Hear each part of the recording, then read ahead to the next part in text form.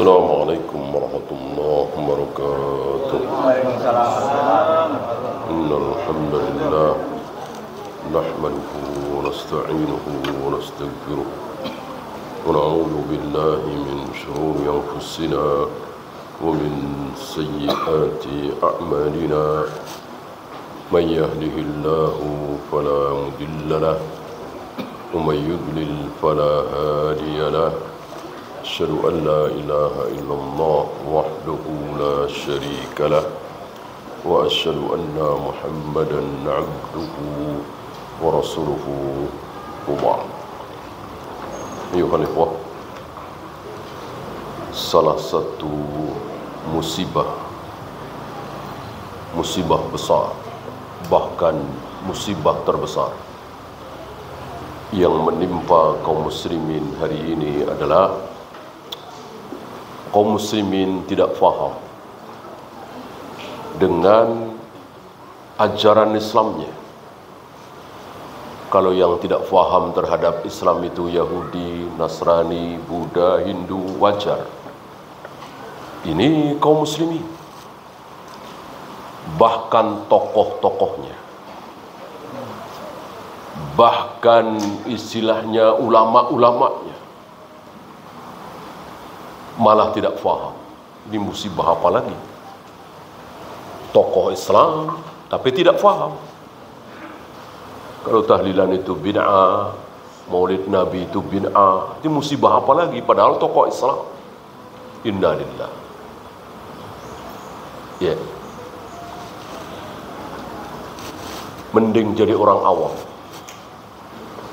mending jadi rakyat jelata istilahnya, tapi faham. Oh ini sunnah, oh ini bid'ah, oh ini syirik, oh ini tauhid. Ya. Dan antum tahu dan harus tahu bahwa faham dan tidak faham tidak ada hubungannya dengan kecerdasan, tidak ada hubungannya dengan profesor, doktor. Artinya kalau cerdas, jenius, cum laude, profesor, doktor pasti faham bahwa itu sunnah, ini bid'ah. Enggak. Belum tentu. Ya. Bahwa para ulama ahlu sunnah cerdas-cerdas, betul. Tapi tidak mentang-mentang cerdas lalu dia faham. Tidak mentang-mentang cerdas lalu enggak mungkin terkena syubhat. Belum tentu. Berapa banyak saudara-saudara kita yang cerdas, yang jenius, tapi terkena syubhat.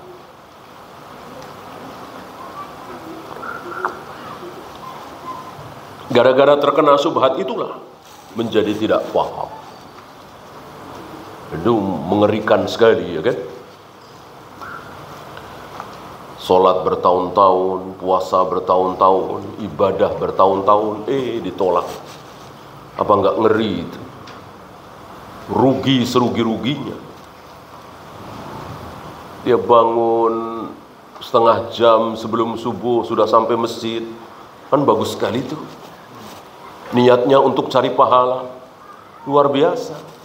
Tapi bukannya dipakai untuk qiyamul lail. Malah salawatan. Mengganggu orang yang tidur. Ini gara-gara tidak faham. Gara-gara subhat. Gara-gara dia tidak tahu mana yang sunnah, mana yang bid'ah. Coba kalau dia pakai untuk qiyamul lail atau baca Al-Quran sendiri, tadabbur, luar biasa. Aduh, dia pakai untuk berdoa. Ini saat-saat di mana Allah turun ke langit dunia.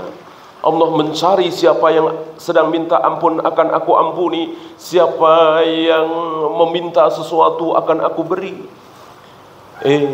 Malah melakukan bid'ah. Rugi sekali. Nah, pagi ini insyaallah ta'ala kita akan bahas apa yang bikin mereka enggak faham itu apa. Yang bikin mereka terkena syubhat itu apa. Yang membikin kaum muslimin menjadi tidak faham terhadap ajaran Islam. Ya. Langsung saja, yang pertama, taqdimul aqli 'ala naqal. Selalu mendahulukan akal daripada dalil. Akalnya dinomorsatukan, nakalnya dalil nomor 2, nomor 3, nomor sekian. Ini penyakit yang luar biasa. Dan disinilah tergoda sebagian saudara-saudara kita, terutama yang merasa intelek, pelajar, mahasiswa, dosen, profesor, doktor, seolah akal mereka boleh menghakimi dalil, seolah akal mereka bisa menolak dalil. Dan ini keburukan dan kerusakan yang sangat besar.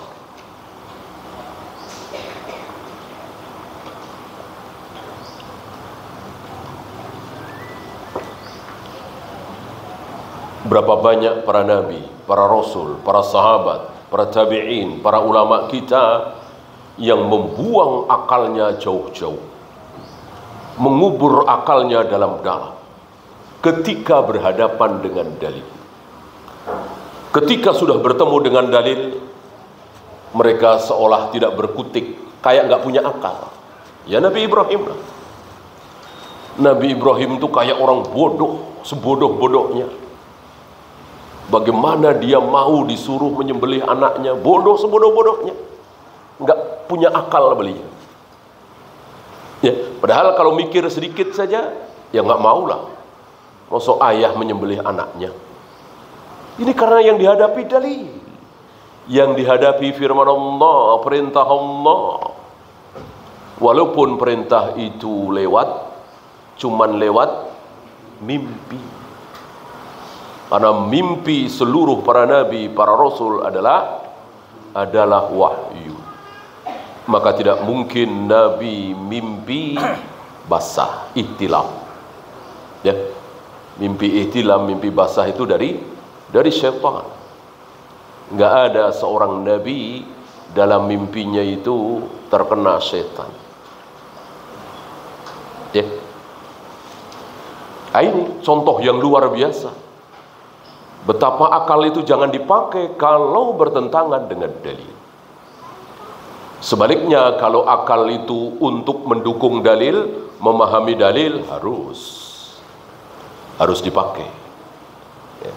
Kalau akal itu mendukung dalil, membela dalil, memahami dalil.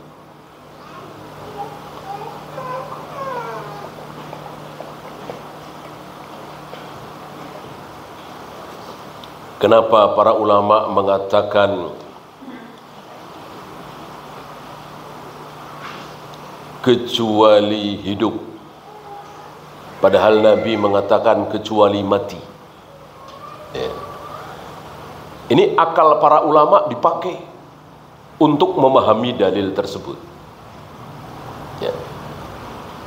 Man qara'a ayatul kursi, barang siapa yang membiasakan diri membaca ayat kursi setelah sholat fardu, maka tidak ada yang menghalangi dia masuk surga. Illal maut, kecuali mati. Kan itu yang Nabi sabdakan. Tapi para ulama karena memakai akal untuk memahami sabda Nabi ini, memahami dalil ini, maka mati di situ oleh para ulama dirubah menjadi hidup. Dan itu sesuai. Tidak ada yang menghalangi dia masuk surga kecuali hidup. Kalau orang terus hidup di muka bumi, mungkinkah dia bisa masuk surga? Ya nggak mungkin. Masuk surga itu harus mati dulu. Harus mati dulu. Kalau nggak mati ya nggak mungkin masuk surga. Maka ketika Nabi mengatakan illal maut, kecuali mati, diterjemahkan, dimaknai oleh para ulama kecuali hidup. Apakah ini menantang dalil? Tidak, memang maksud Nabi itu. Dan Nabi kok jadi ngomong salah sih? Kenapa Nabi nggak mengatakan illal haya, kecuali hidup? Ada kaidah dalam bahasa Arab. Ketika sesuatu itu sudah pasti, sering diucapkan kebalikannya. Ya. Sering diucapkan kebalikannya. Seperti tadi, ya.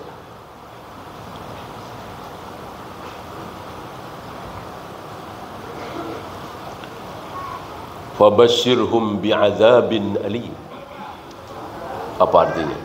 Basyara yubashshiru, tabsyiran, basyir, memberi kabar gembira, sampaikan kabar gembira. Ya, sampaikan kabar gembira kepada orang-orang kafir itu bahwa mereka akan mendapat azab yang sangat pedih. Loh, azab yang sangat pedih kok kabar gembira? Itulah sebaliknya. Maksud Allah, maksud Rasulullah, kabar duka cita, kabar mengerikan. Tapi karena sudah pasti orang-orang kafir pasti masuk neraka, dan neraka pasti penuh dengan kengerian, siksaan, maka kabar duka cita diganti dengan kabar gembira. Ada orang Arab sering mengatakan seperti itu, ya. Termasuk itu. Jelas yang dimaksud adalah hidup, tapi Nabi mengatakan mati karena sudah pasti. Apa ini? Akal. Dipakai oleh para ulama? Iya. Karena untuk memahami ayat itu, memahami hadis itu, memahami dalil itu, bukan untuk menolak. Kalau Allah dan Rasulnya mengatakan walirrijali mithlu hadzil unthayain, warisan bagi anak perempuan separuh dari laki-laki, laki-laki 2 kali lipat dari wanita, lalu dibagi rata, jelas itu menolak dalil.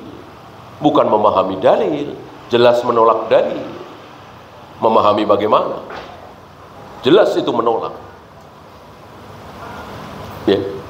Laki-laki 2 kali lipat dari bagian perempuan, kok disamaratakan? Ya jelas itu menolak, bukan memahami. Ya, jangan pernah mendahulukan akal daripada dalil. Akal beda-beda, akal beda-beda. Akalnya ulama A dengan ulama B berbeda. Bahkan akalnya Abu Bakar dengan Umar beda. Buktinya, berapa kali beliau berdua berselisih. Cukup ucapan Abu Bakar menjadi bukti bahwa beliau berdua sering berselisih. Ketika Abu Bakar mengusulkan sesuatu kepada Nabi, kata Umar, jangan ya Rasul, begini saja. Rupanya kesal Abu Bakar dengan mengatakan, engkau memang ingin selalu beda dariku. Ini ada di Bukhari. Ini menunjukkan mereka berdua manusia termulia di muka bumi, di umat ini, berselisih, beda akalnya. Dan lebih dahsyat lagi ketika Nabi wafat, Umar bersikeras, jangan dibunuh. Kata Abu Bakar, bunuh, perangi. Kan luar biasa ini perselisihannya. Ya. Wallahi, kata Abu Bakar, seandainya mereka menyerahkan kepada Nabi al-anak, ada 2 arti, anak kambing atau seutas kayu. Lalu sekarang di masaku, di kepemimpinanku, mereka tidak serahkan zakat itu, akan aku perangi mereka. Kata Umar, akhirnya Allah berikan hidayah kepadaku memahami kebenaran Abu Bakar. Setelah Abu Bakar membawakan dalil. Nah, ini dia para salaf kita. Ketika berselisih, akhirnya mereka tunduk kepada dalil. Coba kalau masing-masing pakai akal, selesai. Ya. Para sahabat, para tabi'in ketika berselisih, datang dalil, selesai. Ya. Kan ketika terjadi ta'un di Syam, berselisih para sahabat, masuk jangan, teruskan masuk Syam apa jangan, berselisih. Mereka berselisih. Ketika datang Abdurrahman bin Auf membawakan dalil bahwa Nabi melarang masuk di satu daerah yang terjangkit ta'un, yang di luar tidak boleh masuk, yang di dalam tidak boleh keluar. Selesai. Inilah para sahabat, inilah para tabi'in. Jadi, kalau sudah ada dalil, diam. Tidak seperti kita. Ya, banyak dari kita yang dalil itu masih dibawa ke sana, dibawa kemari. Firqah-firqah dolal, rata-rata seperti itu. Seandainya firqah-firqah dolal itu berhenti di dalil, diam ketika ada dalil, insya Allah selamat. Insya Allah mereka akan masuk ke kelompok ahlu sunnah atau al-firqatun najiyah. Kenapa mereka menjadi aliran sesat? Yaitu tadi, bersikukuh dengan akalnya, lebih sikoh dengan akalnya daripada kepada dalil. Antum tahu siapa pendahulu mereka yang lebih sikoh dengan akal daripada dalil? Siapa?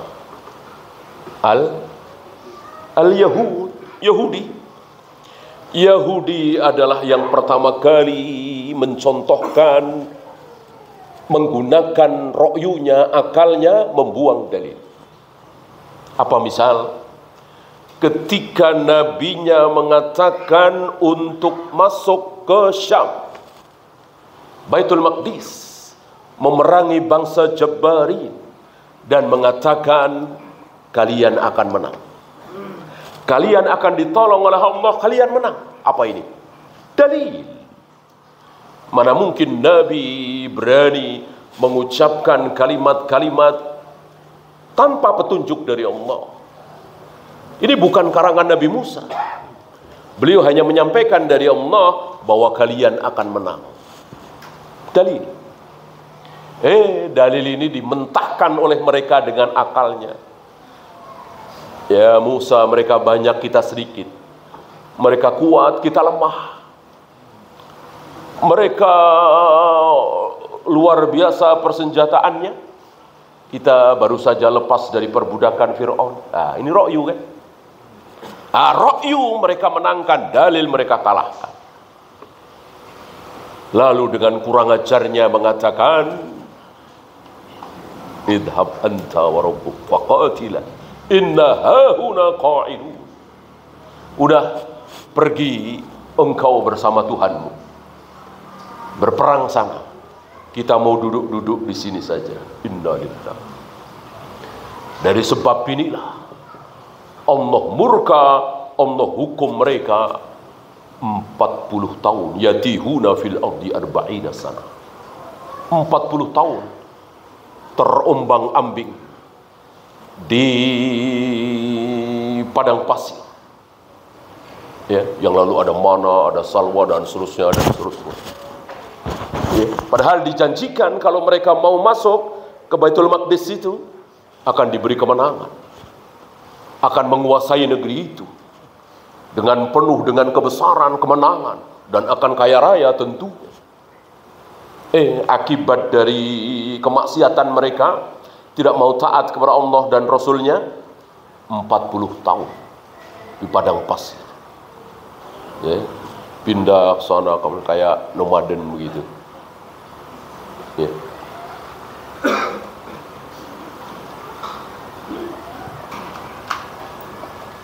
Pelajaran besar bagi kita.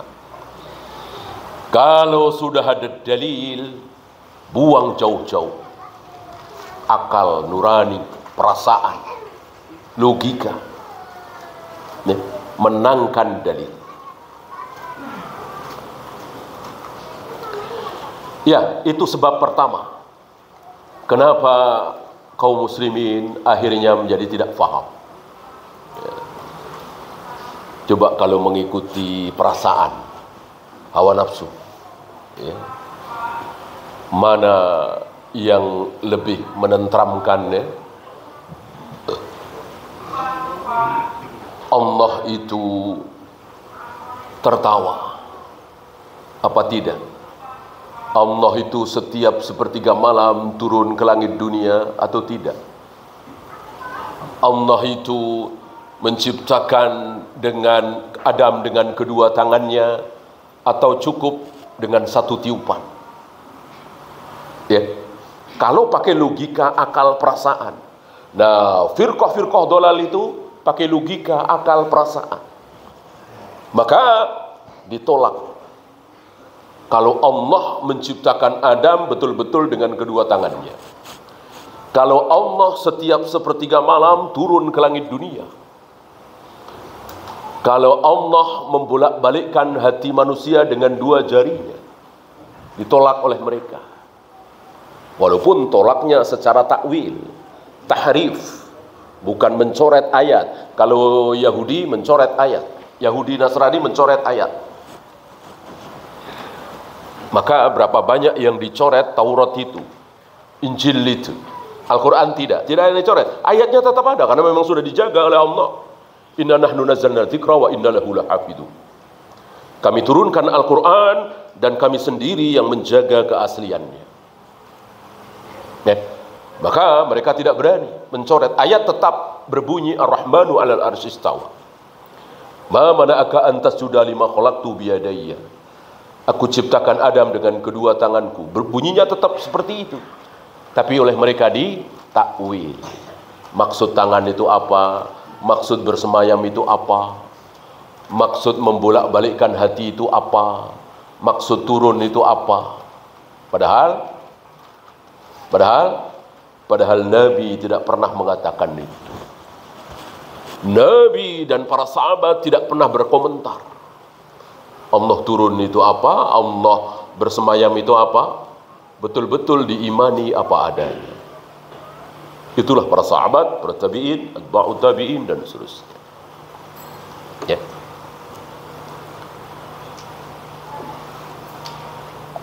Ya. Kita lanjut yang kedua. Yang juga menyebabkan kaum muslimin semakin tidak faham terhadap ajaran Islam. Apa? Ar-ruju'u ila ghairil kitabi was sunnah. Tidak kembali kepada Al-Quran dan Sunnah. Jadi ketika beda pendapat nih, bukan ini ayatnya, ini hadisnya, bukan. Tapi, oh ini menurut Syekh Fulan. Oh ini menurut madhab Hanafi. Oh ini menurut madhab Syafi'i. Oh ini menurut Syekh Fulan, Syekh Fulan. Ah, ini dia. Dan mereka menyangka cukup. Seolah kalau sudah mengatakan, oh ini kata Syekh Albani, selesai. Oh ini kata Syekh bin Baz, selesai. Oh ini kata Imam Syafi'i, selesai. Bahkan kalau antum lihat di daerah-daerah, diucapkanlah ulama-ulama mereka, dan kalau kita sebut-sebut ini kata Syekh Albani, ini kata Syekh bin Baz, dan selesai, ya apa bedanya? Cuman namanya saja yang berbeda. Intinya sama kan? Kembalinya tidak kepada Rasulullah SAW. Ya. Pernah saya Utsaimin ketika mengatakan sesuatu yang berbeda dengan Syekh Albani. Kalau tidak salah tentang turun sujudnya, dengkul dulu apa tangan dulu, kan beliau berbeda dengan Syekh Albani. Ketika ada salah satu muridnya mengatakan, Syekh Albani tidak begitu saya, tapi begini. Iya, emang kenapa? Dengan entengnya, emang kenapa? Ya, dengan entengnya.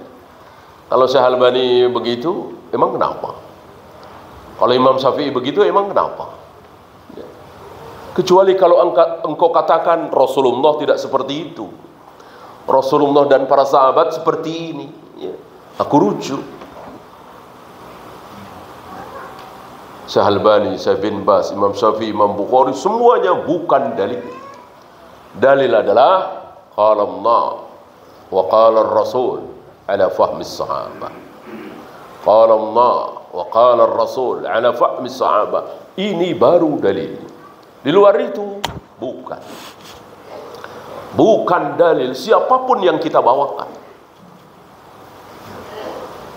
Kalau ucapan seorang alim menjadi dalil, bagaimana dengan ucapan Abu Bakar dan Umar yang mengatakan haji tamattu itu tidak ada? Bagaimana dengan ucapan Aisyah tentang sutroh solat itu tidak ada? Bagaimana dengan ucapan Ibnu Mas'ud tentang menikahi wanita ahlul kitab tidak boleh, haram? Bagaimana dengan ijtihad Utsman bahwa adzan Jumat 2 kali? Bagaimana dengan ucapan Ibnu Umar bahwa wanita yang mandi junub itu harus basah seluruh rambutnya? Ini ditentang oleh Aisyah, kan? Itu dia. Ucapan siapapun bukan dalil. Satu-satunya dalil adalah ucapan Nabi alaihi salatu wassalam dan difahami oleh para sahabat. Tentang sahabat nanti ada pembahasan lebih lanjut. Intinya kita punya semangat dulu lah. Saudara kita semangat aja nggak ada. Boro-boro betul-betul kembali semangat aja nggak ada. Ketika dikatakan Pak,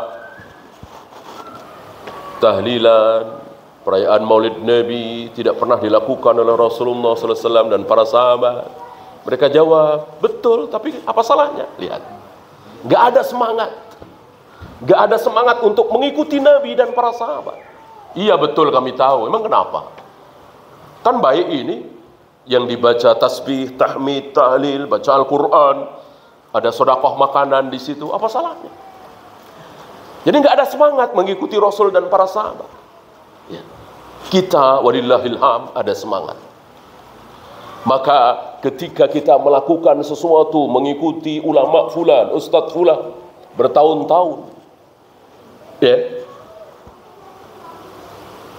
Misalnya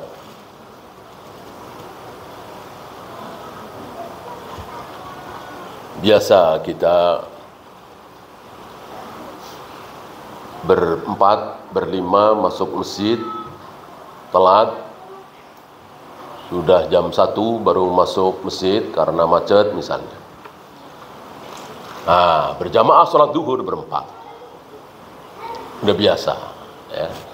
Tiba-tiba datang dalil bahwa Rasul dan para sahabat tidak pernah seperti itu. Ini kan ibadah.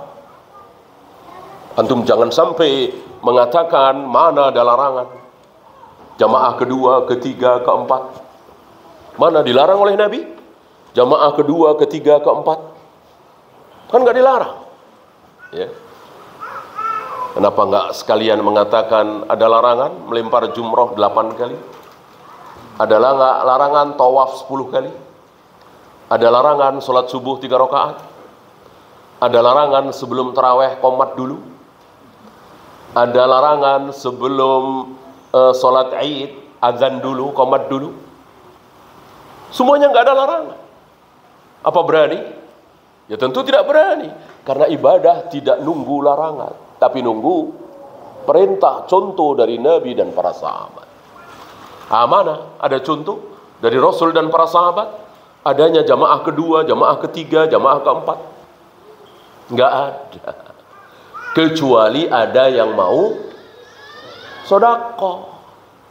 Ketika telat seseorang, ketika Nabi dan para sahabat sudah salam, datang seseorang telat belum sholat.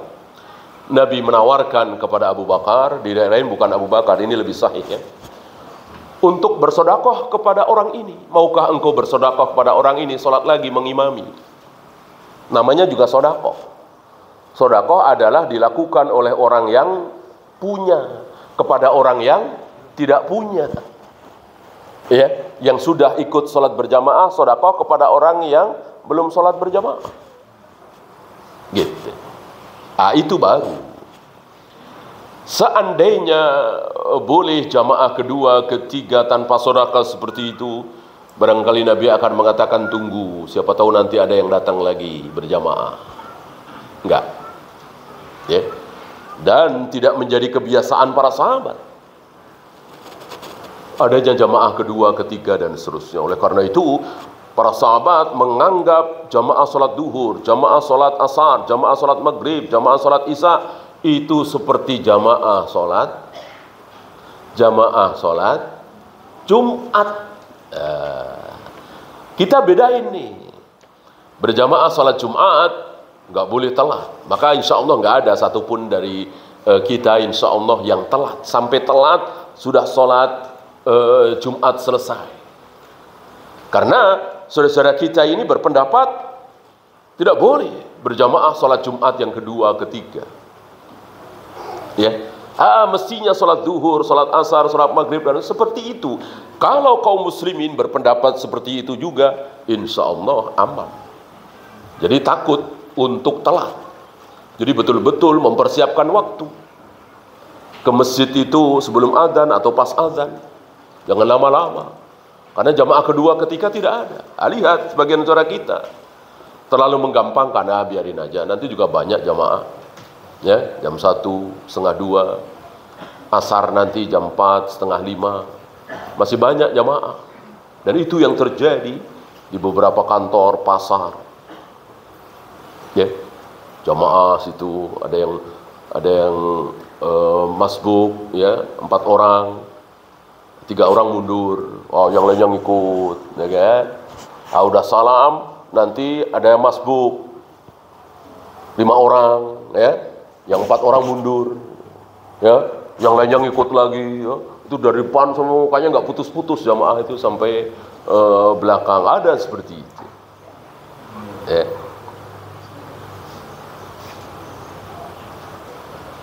Lihat pemahaman dan contoh para sahabat. Ibnu Umar bersama 3 orang temannya masuk masjid, sepertinya bukan Masjid Nabawi, telat. Jamaah sholat sudah selesai. Tiga-tiganya pulang. Berjamaah di rumah. Kalau di rumah boleh. Di rumah, di aula, di mana boleh. Yang tidak boleh di masjid. Yang tegak sholat 5 waktu, ada imam rawatib. Di situ hanya ada jamaah pertama. Tidak ada kedua, ketiga, dan seterusnya. Nah, kita semangat insya Allah. Walaupun kita lakukan bertahun-tahun, tiba-tiba kita dengar Rasul dan para sahabat tidak seperti itu. Kita kembali kepada Rasul dan para sahabat. Kita tinggalkan kebiasaan lama. Mudah. Ya. Bertahun-tahun setiap kali baca Al-Quran selalu diakhiri dengan Shadaqallahul Adzim. Shadaqallahul Adzim. Lalu ada yang menyampaikan, ini nggak ada contoh dari Rasul dan para sahabat. Ya. Temannya atau seniornya udah lama ngaji, dia sikoh percaya, sudah tinggalkan. Ya begitu, enak, cepat berubah. Mereka tidak, nggak mau berubah. Padahal sudah disampaikan ini nggak ada contoh dari Rasul dan para sahabat. Tetap begitu kokohnya, begitu ngototnya, tidak ada semangat kembali kepada Rasul dan para sahabat. Nih. Seolah mereka lupa atau mungkin pura-pura lupa. Sebagian mereka insya Allah sampai hadis itu. Apa? Alaikum bisunnati wa sunnatil khulafa'ir rasyidin al-mahdiyyin. Ikutilah sunnah-sunnahku dan sunnah para sahabatku. Artinya apa? Yang tidak dilakukan oleh Rasul dan para sahabat, jangan sekali-kali kita melakukan. Di sini banyak dari kita yang keseleo lidah, mengatakan kalau Nabi nggak lakukan berarti bid'ah, kalau Nabi nggak lakukan berarti salah, kalau Nabi nggak lakukan pasti keliru kalau itu ibadah. Nggak bawa-bawa sahabat. Ini keseleo lidah kita. Senang mereka, girang. Ya, justru hadis itu menghantam kita. Hadis itu dipakai oleh mereka menghantam kita. Dibikinlah contoh-contoh membukukan Al-Quran dalam satu mushaf, sholat tarawih berjamaah setiap malam di bulan Ramadan. Ini semua nggak pernah dilakukan oleh Nabi, kan? Tapi nggak bid'ah. Kalau bid'ah nggak mungkin dilakukan oleh para sahabat. Kena kita. Maka jangan lupa Rasul dan para sahabat, Rasul dan para sahabat. Karena dengan melupakan sahabat ini, lalu mereka mengira bahwa bebas. boleh melakukan apa yang Nabi tidak lakukan. Buktinya para sahabat berani. Ya. Mereka seolah mensejajarkan diri dengan sahabat. Kalau para sahabat berani melakukan apa yang Nabi tidak lakukan, seperti membukukan Al-Quran dalam satu mushaf, kemudian mengucapkan taqabbalallahu minna wa minkum, itu kan terjadi setelah Nabi wafat. Kemudian berjamaah salat tarawih setiap malam di bulan Ramadan. Berarti boleh kita bikin hal-hal baru, ibadah baru yang tidak ada contoh dari Nabi. Buktinya para sahabat boleh. Karena kita keliru. Alaikum bisunnati wa sunnatil khulafa'ir rasyidin mahdiyyin. Hanya ada 2 sunnah, bukan 3, bukan 4. Sunnah Rasul dan para sahabat. Tabi'in aja nggak ada. Tabi'in nggak ada. Apakah boleh tabi'in melakukan hal yang baru yang tidak pernah dilakukan oleh Nabi dan para sahabat? Tidak boleh. Sahabat boleh. Yang membolehkan siapa? Nabi. Alaikum bisunnati wa sunnatil khulafa'ir rasyidin mahdiyyin. Sahabat boleh. Tabi'in nggak boleh, atba'ut tabi'in nggak boleh, apalagi ulama hari ini. Apalagi kita semua lebih tidak boleh lagi. Yang boleh cuma sahabat. Mana dalil tadi? Ikutilah sunnahku dan sunnah para sahabatku. Mafhum mukhalafahnya, jangan mengikuti sunnah di luar 2. Maka kalau tabi'in, atba'ut tabi'in membikin hal-hal yang baru, tolak. Kalau sahabat tidak, asal para sahabat sepakat. Kalau nggak sepakat, enggak. Adzan Jumat 2 kali kan nggak sepakat, ya kan? Ucapan Ibnu Mas'ud, jangan menikahi wanita ahli kitab, kan nggak sepakat. Di samping memang bertentangan dengan dalil.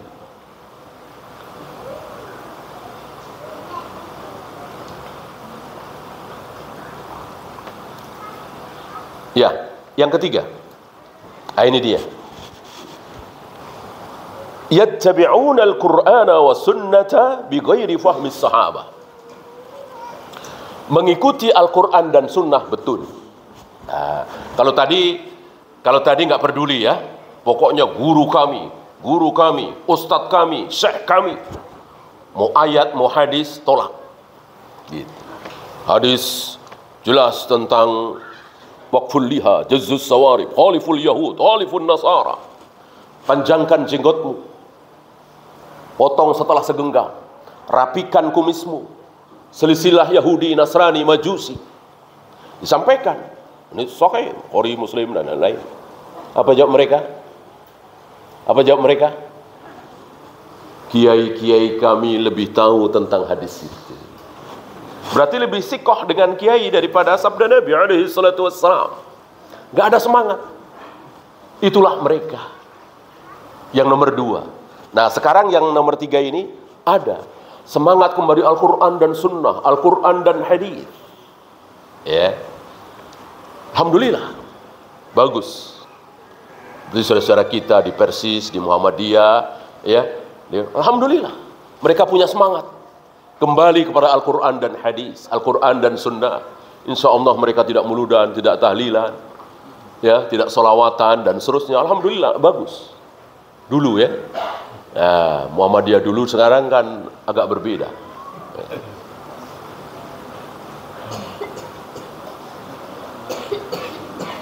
Alhamdulillah, bagus sih semangat dari Ahmad Dahlan rahimahullah mengajak kaum muslimin kembali kepada Al-Quran dan Sunnah. Bagus, sangat bagus. Ya, tapi sayang satu apa? Lupa satu kalimat. Apa? Memahami Al-Quran dan Sunnah berdasarkan pemahaman sahabat. Ini yang mereka lupa. Ini yang mereka lupa. Ya. Maka Al-Quran hadis, Al-Quran hadis, Al-Quran hadis, Al-Quran hadis terus bagus ini. Tapi pemahaman sahabat tentang ayat itu, pemahaman sahabat tentang hadis itu mereka nggak pakai, mereka lupakan. Ya.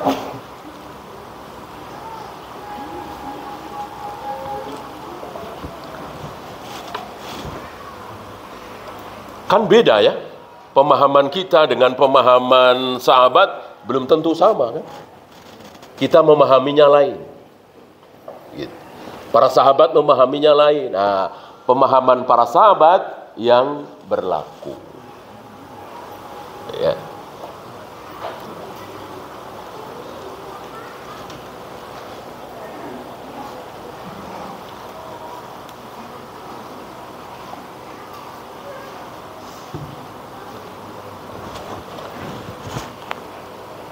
Dan pemahaman sahabat ini bukan cuma Nabi, Allah yang menjamin. Bahkan Allah mengancam kita semua kaum muslimin yang tidak mengikuti pemahaman sahabat. Yang Nabi katakan dalam surat An-Nisa itu, sabilil mu'minin. Ya. Jalannya orang-orang mukmin. Tidak mengikuti jalannya orang-orang mukmin.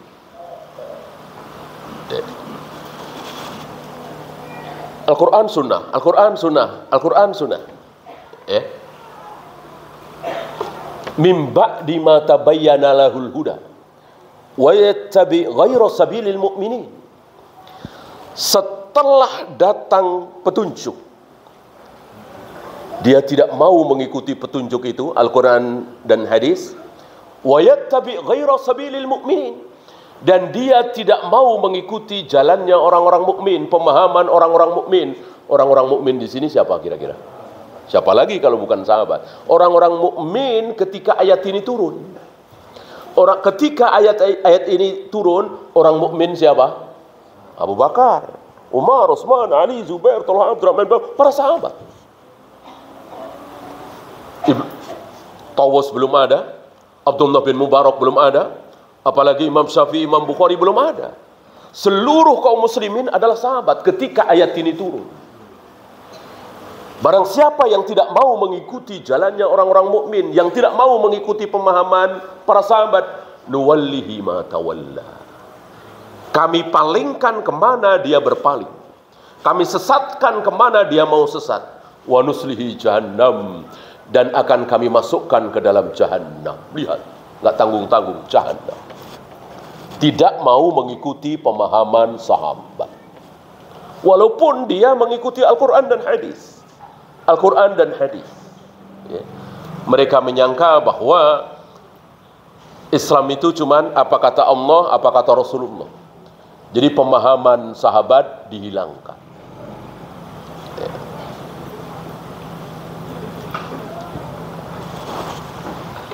Contoh sederhana, tapi jelas. Nabi menyuruh kita sholat pakai, di depan kita pakai sutra. Bisa tembok, bisa tiang, bisa orang, bisa kendaraan, kuda, unta, bisa benda apapun yang tinggi, bukan garis. Nah, kita semangat mengamalkan sabda Nabi. Lalu kita bikin kayu sutra. Diletakkan di masjid agar kaum muslimin ketika sholat bikin sutra. Gitu. Ada sutrohnya. Mungkin nggak ada tiang, mungkin tembok juga jauh, ya. Dibikinlah sutroh itu, ditulisi ini sutroh atau apalah ya. Apakah perbuatan ini, apakah harus ada pertanyaan? Ini dilakukan oleh para sahabat atau tidak? Haruskah ada pertanyaan seperti itu? Harus. Harus. Yang paling semangat mengamalkan sunnah Nabi siapa? Tentu para sahabat. Maka kita lihat contoh para sahabat. Apa iya para sahabat membuat sutroh seperti itu di Masjid Nabawi? Enggak ada riwayat. Enggak ada riwayat. Ya. Maka jangan kita melebihi para sahabat. Para sahabat itu sudah paling benar. Pemahaman mereka sudah pas. Jangan ditambah-tambah. Jika para sahabat tidak membuat sutroh-sutroh seperti itu, kita nggak usah bikin. Kita nggak usah bikin. Semangatnya bagus, tapi keliru. Nah, sudahlah, biarkan kaum muslimin seperti para sahabat. Kan nggak ada susahnya para sahabat bikin kayu, ya? Nggak ada. Ya. Nah, itu. Jadi ayat difahami dengan pemahaman para sahabat, hadis difahami dengan pemahaman para sahabat. Jangan difahami sendiri-sendiri. Nah, termasuk tadi.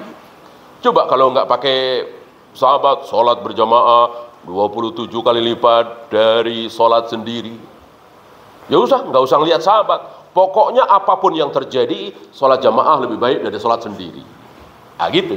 Tanpa pemahaman sahabat. Nah, lihat para sahabat.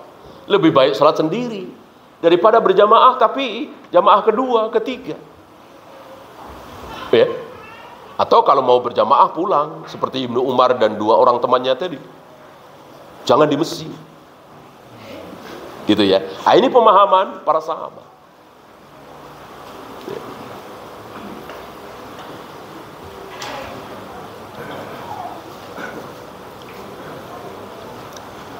Termasuk ketika sumu li ru'yatihi wa aftiru li ru'yatihi, berpuasalah kalian ketika melihat hilal dan akhiri puasa kalian ketika melihat hilal.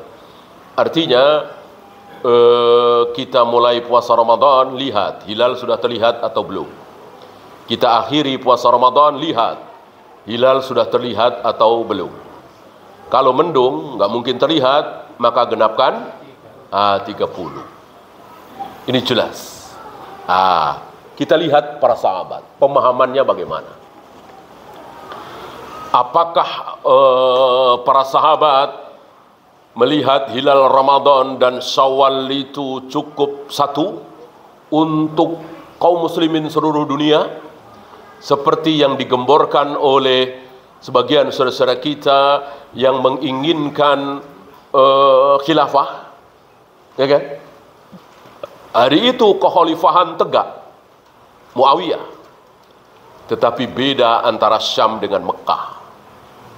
Ketika Ibnu Abbas di Mekah dilapori bahwa di Syam kami malam Jumat bukan malam Sabtu. Kata Ibnu Abbas, itu Syam, ini Mekah. Padahal satu kekhalifahan. Beda. Beda, ya. Jadi para sahabat, tabi'in, atba'ut tabi'in, berbeda satu Ramadan, satu Syawal dengan negeri yang lain. Pernah terjadi. Itu pemahaman para sahabat. Tapi berbeda Idul Adha belum pernah. Nggak ada riwayat. Ya. Sahabat kan dari Nabi wafat sampai habis sahabat itu kira-kira 100 tahun. Ya kan? Nggak ada riwayat. Berbeda, atau bilang aja kita nggak tahu lah ya. Kapan ada sahabat berbeda dalam Idul Adha? Ya kan? Karena untuk menetapkan Idul Adha mudah. Cukup Arafah. Maka Nabi menyebut-nyebut puasa Arafah. Coba kalau boleh beda. Nabi akan mengatakan puasa 9 Dzulhijjah. Kalau 9 Dzulhijjah kan bisa beda-beda. Seperti tadi ya kan? Nabi mengatakan puasa Arafah. Puasa Arafah. Puasa Arafah bertepatan dengan wukuf di Arafah. Maka mestinya Indonesia, Mesir, Brunei, Malaysia nggak usah melihat hilal. Nggak capek-capek kan? Cukup lihat pengumuman kapan wukuf. Wukuf Senin, puasa Arafah Senin. Wukuf Rabu, puasa Arafah Rabu. Enak kan? Mudah. Sehari setelah puasa Arafah tentu Idul Adha. Selesai. Ini pemahaman para sahabat. Dan begitulah sunnah. Sunnah itu mudah. Sunnah itu dalilnya jelas. Coba yang tidak sunnah, muter-muter. Oh, kita begini, matlaknya begini. Oh. Sunnah mudah. Cukup satu kata. Satu kata kunci, puasa Arafah. Seandainya puasa Arafah itu tidak harus bersamaan dengan wukuf di Arafah. Seandainya puasa Arafah itu tidak harus berbarengan dengan wukuf di Arafah. Sementara Nabi bilang puasa Arafah, berarti Nabi keseleo lidah. Mana mungkin Nabi keseleo lidah? Iya kan? Nabi maksum, dijaga oleh Allah, ucapannya dikontrol oleh Allah, nggak ada yang salah. Kalau salah langsung ditegur. Beliau mengatakan puasa Arafah. Ya. Kok boleh tidak bersamaan dengan wukuf di Arafah? Mustahil beliau keseleo lidah. Ya. Kenapa beliau tidak mengatakan puasa 9 Dzulhijjah saja? Atau jangan ada istilah puasa Arafah lah. Riwayat puasa 9 Dzulhijjah ada juga. Ya kan? Ini dia. Ya. Orang yang meletakkan daun-daun basah atau karangan bunga atau pelepah yang masih basah di atas kubur, pakai dalil apa tidak? Pakai hadis apa tidak? Pakai. Jelas itu riwayatnya. Sambil Nabi mengatakan selagi pelepah kurma ini masih basah, insya Allah mayat yang di dalam diperingan siksanya. Orang yang meletakkan daun-daun basah, pelepah basah di atas kubur, dia pakai dalil. Nabi mencontohkan. Cuman nggak pakai pemahaman sahabat. Ya, mestinya tunggu dulu. Adakah para sahabat memahami seperti itu? Ya, adakah riwayat Abu Bakar misalnya, Umar misalnya, Abdurrahman bin Auf misalnya, Aisyah misalnya, berbondong-bondong meletakkan pelepah kurma yang basah di atas kubur famili mereka masing-masing, ayah mereka, ibu mereka masing-masing? Nggak ada riwayat. Ya, karena para sahabat tidak melaksanakan, nggak mungkin benar dong. Kalau itu benar, tentu para sahabat yang pertama kali. Yang paling semangat mengamalkan sunnah adalah para sahabat, bukan kita. Tunggu pemahaman sahabat. Jangan kita mendahului. Ada orang sakit mata, bengkak misalnya. Kita ludahin. Ada hadisnya nggak? Ada hadisnya nggak? Ada. Siapa yang sakit mata? Ali bin Abi Thalib. Yang ludahin siapa? Rasulullah SAW. Menjelang perang Khaybar, langsung sembuh seketika. Seolah Ali belum pernah sakit mata sebelumnya. Ya, ketika itu kita lakukan, berarti kita pakai hadis, pakai dalil. Tapi lihat para sahabat. Apakah para sahabat Umar sakit mata diludahin sama Ali? Ya, Abdurrahman bin Auf sakit mata diludahin sama Zubair misalnya? Nggak ada riwayat. Nggak ada riwayat. Maka ini khususiyah Nabi, mukjizat Nabi, bukan tibun nabawi. Kalau tibun nabawi kita ikuti, madu misalnya, habatus sauda misalnya, bekam misalnya, itu tibun nabawi kita ikuti. Ini bukan tibun nabawi, ini mukjizat. Mukjizat tidak boleh kita ikuti. Ya? Maka antum nggak usah main ludah-ludahan, ya kan? Nah, tidak seperti sebagian saudara kita, pakai dalil itu, tapi nggak ngelihat sahabat.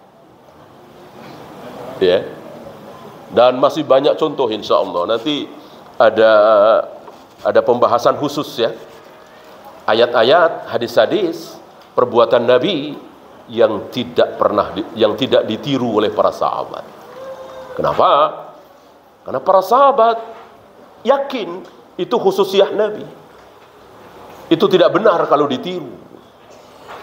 Yang nggak usah jauh-jauh lah, puasa wisol. Ya. Lagi puasa, begitu maghrib, nggak makan apa-apa, nggak minum apa-apa. Ada hadisnya nggak? Pernah dilakukan oleh Nabi nggak? Ada. Nabi melakukan. Apakah kita tiru? Nanti dulu. Para sahabat mengikuti apa tidak? Dan begitu seterusnya. Ya. Dan sebaliknya, Nabi nggak pernah melakukan. Tapi sahabat melakukan dan ijma. Kita ikuti? Ikuti. Ikuti. Sebab kalau kita nggak ngikuti, hancur. Laukana khairan, hancur. Ya kan? Nah, saudara-saudara kita yang saya sebut tadi, nggak mau. Nggak mau, misalnya motong jenggot ketika segenggam. Itu yang melakukan siapa? 3 sahabat. Dalam riwayat ya, maksudnya yang ada riwayatnya. Yang nggak ada riwayatnya, insya Allah ribuan sahabat melakukan. Yang ada riwayatnya 3 sahabat. Ibnu Umar, Abu Hurairah, Ibnu Abbas. Ya. Riwayat Nabi nggak ada. Nggak ada riwayat Nabi memotong jenggotnya segenggam, atau Nabi memerintahkan jika kalian berjenggot panjang potong segenggam. Nggak ada Nabi bersabda seperti itu riwayatnya. Tapi dengan 3 sahabat melakukan, kita wajib husnudzon. Nggak mungkin 3 sahabat ini berani berbuat bid'ah.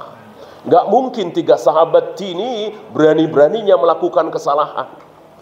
Dan 3 orang sahabat ini melakukan, nggak mungkin nggak ada yang tahu. Orang kita aja tahu, Bukhari tahu, Muslim tahu, mosok Aisyah nggak tahu, Ali bin Abi Thalib nggak tahu. Tentu tahu, dan tidak ada yang membantah. Memang itu sunnah. Hanya riwayat yang tertulis tidak ada. Adanya dari situ. Ya. Pokoknya asal ada riwayat dari sahabat, dan walaupun satu sahabat, yang penting tidak ada bantahan dari sahabat lain. Itulah sunnah. Seperti tahrikul usbu'. Itu kan cuma Wa'il bin Hujr, seorang sahabat. Yang lainnya tidak. Tapi nggak ada yang membantah. Maka dikatakan sunnah Nabi dijaga oleh Allah walaupun oleh 1 orang. Walaupun oleh 1 orang. Lewat 1 orang itu. Dan ketika sunnah Nabi itu musnah, seolah nggak ada, Allah akan munculkan seseorang, ulama, yang akan menghidupkan sunnah itu. Barangkali antum belum tahu, ratusan tahun innal hamdalillah nahmaduhu dan seterusnya hilang. Ratusan tahun. Ya. Setelah tampilnya Syekh Albani, beliau masyhurkan innal hamdalillah itu. Hidup lagi. Dan begitu seterusnya. Pastilah dalam satu masa sunnah Nabi itu hilang. Dimunculkan. Nah, di negeri kita luar biasa, bukan 1, 2, mungkin puluhan sunnah Nabi yang hidup hari ini. 30 tahun yang lalu mati, 40 tahun yang lalu mati di negeri kita ya. 30 tahun yang lalu, 40 tahun yang lalu, hampir-hampir nggak ada yang mengatakan Allah bersemayam di atas arsy. Sholat pakai sutro misalnya ya, atau memanjangkan jenggot, atau pakai jilbab syar'i. 40 tahun yang lalu, 50 tahun yang lalu. Walillahilham, hari ini hidup. Ya. Berkat para ulama-ulama kita, para duat kita. Ya, dan begitulah para ulama. Bukan sekedar jangan berzina, jangan minum khamar, jangan berjudi, mari kita sholat, mari kita puasa. Anak kecil juga bisa bicara seperti itu. Anak SD, anak SMP juga bisa. Karena mereka semua tahu berzina, minum khamar, berjudi itu haram. Ini yang nggak semua orang tahu. Alhamdulillah. Berbondong-bondong hari ini kaum muslimin meninggalkan riba, meninggalkan judi, asuransi. Alhamdulillah. Ya. Ya, kita sisakan waktu untuk soal jawab. Ada pertanyaan? Silakan.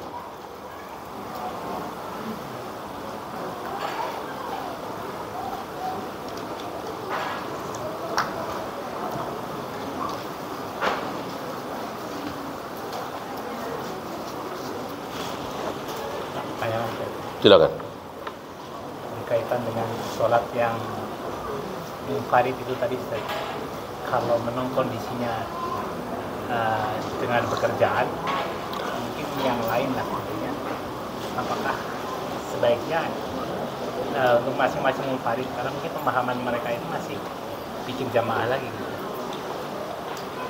Pekerjaan lah kebanyakan. mereka melakukan jamaah kedua, ketiga gitu. Di masjid yang tegak sholat jamaah 5 waktu ada imam rawatib nggak? Nah, kalau nggak boleh.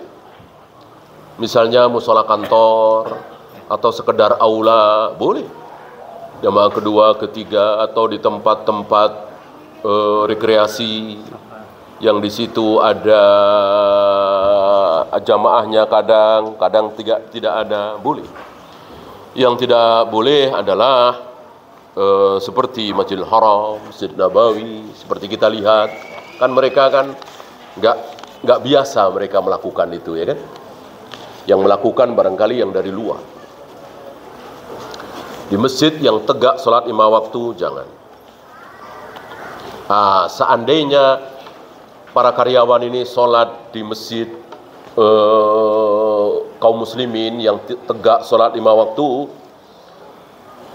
dan mereka selama ini jamaah kedua, ketiga, dan seterusnya, harus dirubah. Harus dirubah. Kerjaan, rapat, segala macam bisa diatur. Waktu sholat, berjamaah sholat nggak bisa diatur. Allah dan Rasulnya yang mengatur. Kapan duhur, kapan asar, Allah dan Rasulnya yang mengatur. Bukan kita. Dan tidak boleh dirubah. Kalau pekerjaan, rapat, segala macam bisa diatur.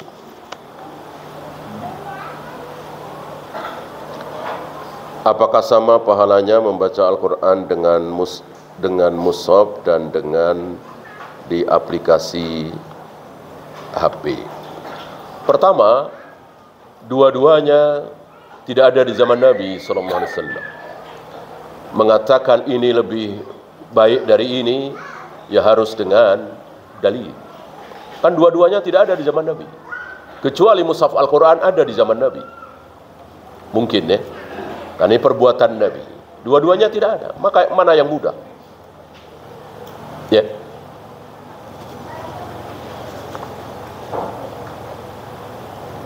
Lebih utama mana, membaca banyak lembar tanpa membaca artinya atau membaca sedikit tapi dengan artinya? Masalahnya ketika membaca artinya, apakah otomatis faham? Kalau otomatis faham, insya Allah. Seperti ulama-ulama kita, ya, baca seayat sampai 5 menit, 7 menit, karena memahami, jelas itu lebih baik, lebih bagus, ya, difahami, ditadaburi. Pocok baca satu ayat sampai 5 menit, karena memahami kata per kata dan seterusnya, mereka faham. Nah, kalau kita baca artinya belum tentu faham, ya sudah, teruskan saja. Untuk memahami